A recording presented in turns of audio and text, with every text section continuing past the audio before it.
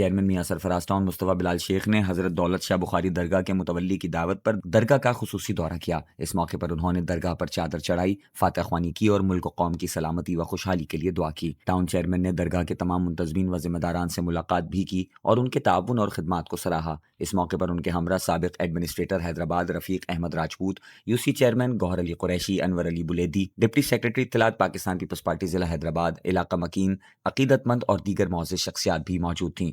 मुस्तफ़ा बिलाल शेख ने कहा कि मजहबी व रूहानी मकामात पर अकीदतमंदों का जज्बा और अखुवत हमारे माशरे का रोशन पहलू है और ऐसे मौके हमें इत्तेहाद, भाईचारगी और रवादारी का दर्ज देते हैं।